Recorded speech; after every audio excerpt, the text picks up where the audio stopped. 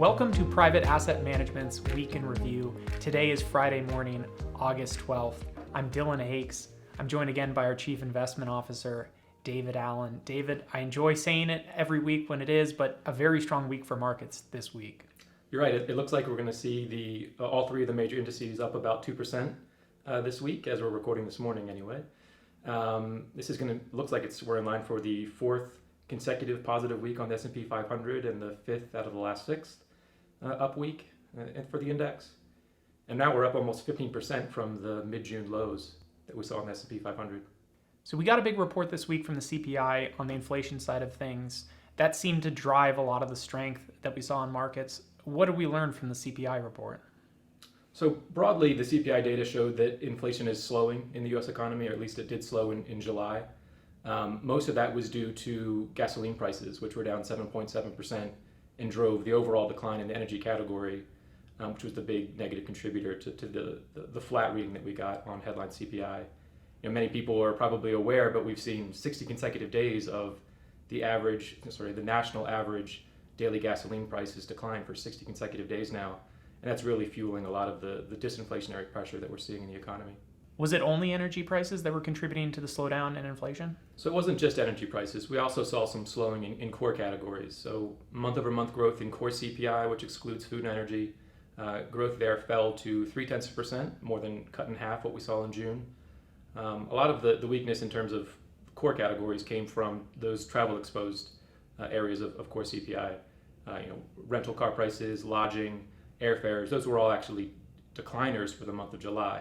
This may suggest that some of the more discretionary travel items for consumers are feeling some pressure amid still very high gas prices that we're seeing. In addition to that, those travel-exposed categories, used vehicle prices declined outright after 2 consecutive months of pretty strong gains in used vehicles, and so that was a big contributor to the overall deceleration in core CPI growth that we saw. What about the component of housing in inflation? What did we see from the housing data? So shelter is a big concern because of its weight within the overall consumer price index. What we saw this month was actually a slight deceleration in both rental prices as well as what's called owner's equivalent rent. So that's a good sign, but they're still very high in terms of their month-over-month growth.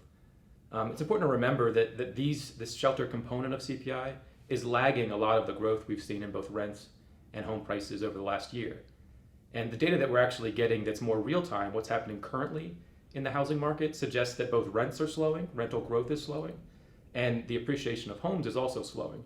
And so that's something that we should see play out in the shelter component over the next year as the CPI catches up to the changes that we're seeing right now in the market. Judging by how the market took this report, it seems like investors are looking at this as the potential end of inflation, the potential end in sight, that the Fed will stop having to raise rates in order to fight inflation. Are we out of the woods yet? So I don't think we can say that we're out of the woods yet, but I do think we can say that the CPI data suggests that it's more likely that the Federal Reserve will increase interest rates by 50 basis points at its next meeting in September.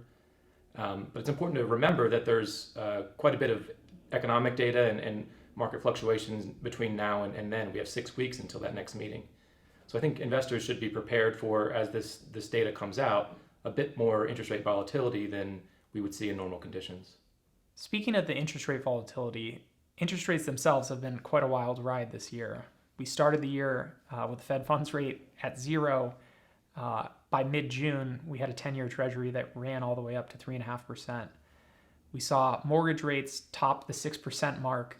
They've backed down quite a bit since then. What do we make about this volatility that we've seen this year on the interest rate side of things?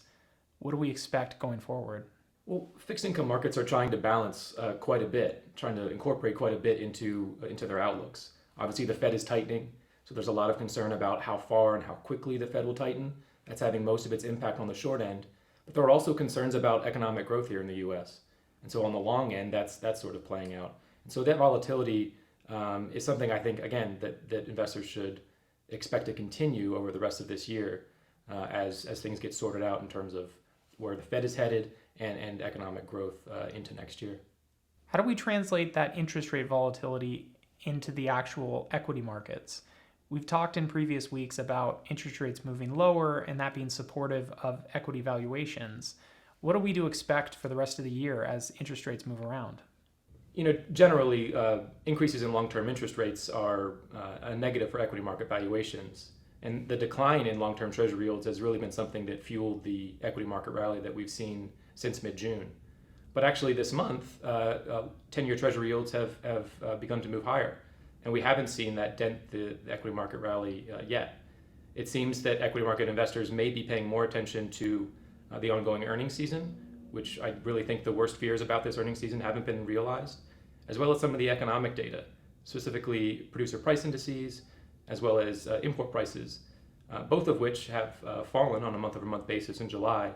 And that suggests that maybe corporate profitability might be better than expected just a couple months ago. Meanwhile, if interest rates do continue to increase, at some point we expect equity market investors to react to that, and we could see valuations move lower. However, we haven't seen it yet, and it's something we'll continue to watch. All right, David, what do we have on the agenda for next week? Well, first off, we'll get an update on some of the housing market data, both housing starts and existing home sales. It'll be interesting to see how home builders are performing, as well as if we continue to see a deceleration in the existing home sale market. And then on Wednesday, the retail sales report will come out for July. I think if we get some weakness there, that actually could be seen as a positive for equity markets. And then finally, one that might fly a bit under the radar are the FOMC meeting minutes from the last meeting in July.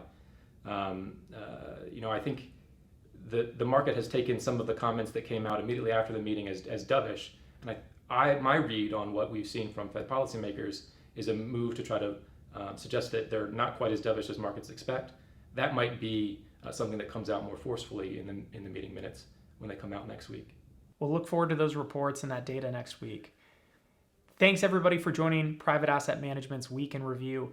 If you guys have any questions or topics that you want covered as part of this video series, there's an email address that's on screen right now. Go ahead and send us a question directly to that email address. We'll try to get to as many of those questions as we can. We'll see everybody next week.